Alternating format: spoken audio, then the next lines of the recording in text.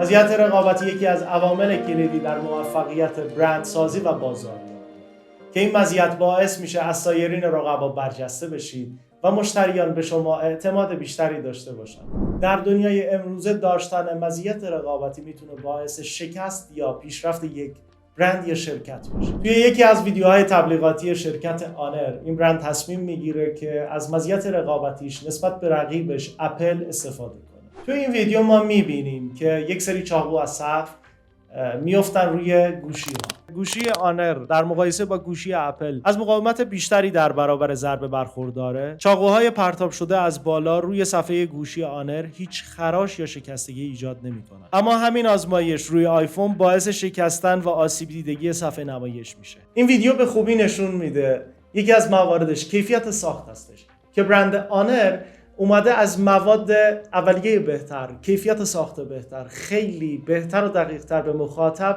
این چیز رو نشون میده که کیفیت محصول من از کیفیت محصول رقیب من خیلی بهتره. اعتماد سازی. این نمونه تست باعث میشه که مشتریان بتونن اعتماد سازی نسبت به این محصول داشته باشن و بیشتر بتونن اعتماد کنن به محصول جدید کمپانی آنر و میتونن از طریق این ویدیو بازاریابی بهتری نسبت به محصولشون داشته باشن و محصولشون رو به مردم بهتر معرفی کنن. این برند میاد محصول خودش رو تفاوت‌هایی که داره به صورت آشکار و قابل بیان به مردم نشون میده. مزیت رقابتی میتونه تأثیرات چشمگیر و اثرات مثبتی نسبت به بازاریابی و معرفی محصولش داشته باشه. جلب توجه مشتریان. وقتی مشتریان تفاوت‌های مثبت یک برند نسبت به رقبا رو میبینن، توجه بیشتری به اون خواهند داشت. نمایش مزایای منحصر به فرد یک برند به تقویت جایگاه اون در بازار کمک میکنه. با داشتن مزیت رقابتی، مشتریان بیشتری ترغیب به خرید محصولات اون برند میکنن. برندها با شناسایی و نمایش مزیت‌های رقابتی خودشون میتونن خودشون رو از بازار رقبا متمایز کنن. مزیت رقابتی میتونه یک ابزار قدرتمند برای ایجاد حس تمایز در بازار و برجسته کردن محصول شما باشه. قبل از ادامه بحث ویدیو رو لایک کن، کانالم سابسکرایب داشته باش. با همدیگه بررسی برندها و نقدشون رو خواهیم داشت.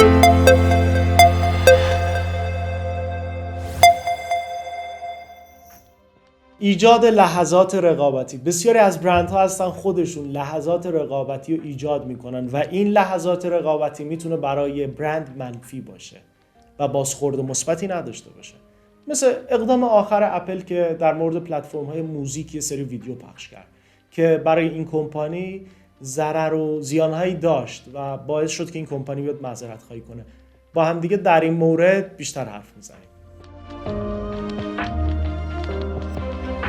از دست دادن اعتماد مشتریان. وقتی برند مثل اپل که قبلا مورد احترام بود بین مردم اقدامی رو انجام میده که به نظر توهین‌آمیز میاد، اعتماد مشتریان ممکنه کاهش پیدا کنه. این موضوع به ویژه برای سازندگان و دوستداران موسیقی ناخوشایند که ممکنه احساس کنند اپل به هنرشون بی‌احترامی میکنه. تصویر یک برند چیزی نیست که به راحتی ساخته بشه، اما میتونه به سرعت تخریب بشه. ویدیویی که محتوای اون شکستن سازها هستش میتونه تصویری منفی و بی‌احترامی آمیز از برند ارائه بده. این تصویر منفی ممکنه به سایر محصولات و خدمات اپل آسیب بزنه. در دوران شبکه اجتماعی واکنش‌ها بسیار سریع اتفاق میفته. این ویدیو به سرعت در رسانه‌های اجتماعی منتشر شد و با واکنش‌های منفی مواجه شد. هرچند اپل عذرخواهی کرد، اما واکنش‌های اولیه بسیار شدید بود. اگر تصویر عمومی برند آسیب ببینه، این میتونه به کاهش فروش محصولات هم منجر بشه. مشتریان دیگه ممکنه نسبت به خرید محصولات جدید اپل محتاط‌تر بشن، چون نمیخوان از برندی حمایت کنن که به نظرشون به هنر و فرهنگ بی‌احترامی میکنه. اما راههای مدیریتی که حالا مدیریت بحران در برندسازی کمپانی اپل پیش گرفت خیلی جالبن. با هم دیگه در مورد اونها حرف بزنیم که یکی از اولین قدم‌ها در مدیریت چنین بحرانی عذرخواهی سریع و صادقانه هستش. اپل این کار رو به خوبی انجام داد و از جامعه موسیقی و کاربران خودش عذرخواهی کرد. اپل با توضیح مقصود واقعیش، دلیل و هدف واقعیش که تاکید بر نوآوری و خلاقیت بود، تلاش کنه سوء تفاهم رو برطرف کنه. ارائه برنامه‌های حمایتی از جامعه برنامه موسیقی یا همکاری با موسیقیدانان برای تولید محتواهای مثبت میتونه اثرات منفی رو کاهش بده. گوش دادن به نظرات و پیشنهادات مردم و انجام تغییرات لازم میتونه اعتماد از دست رفته رو بازسازی کنه. اما در نهایت حاشیه‌ها به وجود اومده. کل ویدیو اپل میتونه تاثیرات منفی متعددی بر برند داشته باشه. با این حال واکنش‌های درست و به موقع میتونه با کاهش اثرات منفی و بازسازی اعتماد کمک کنه. برندها باید همیشه آماده باشند تا از هر لحظه برای تقویت نام خودشون استفاده کنند. برای بسیاری از برندها این پایان ماجرا بود، اما سامسونگ بلافاصله به طور هوشمندانه اقدام کرد. استفاده هوشمندانه برندها از لحظات رقابتی که کمپانی اپل ایجاد کرد، میشه برند سامسونگ رو مثال زد که برند سامسونگ جدیداً یک سری ویدیو منتشر کرد. یه ویدیویی منتشر میکنه که یه دختر خانومی هستن دارن گیتار میزنن، یه گیتار شکسته رو برمی‌داره، داره باهاش نوازندگی میکنه و با اون گیتار شکسته داره موزیک رو اجرا میکنه که این سبک کار و این ساخت ویدیو دقیقاً ضد کمپانی اپل عمل کرده و با ساختاری متفاوت‌تر.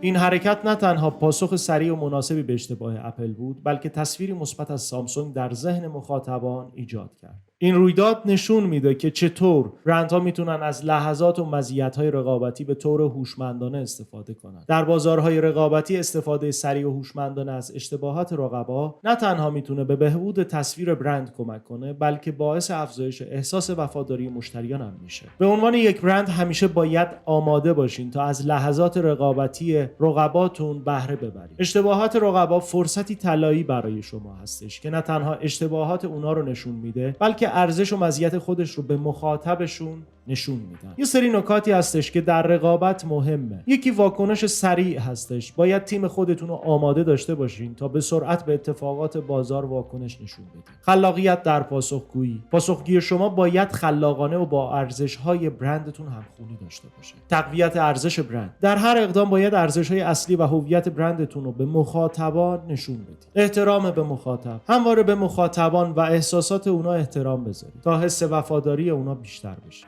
خیلی ممنون که تا اینجای ویدیو رو نگاه کردید. ممنون میشم که حمایت کنید، کانال رو سابسکرایب داشته باشین و به دوستاتون کانال رو معرفی کنید.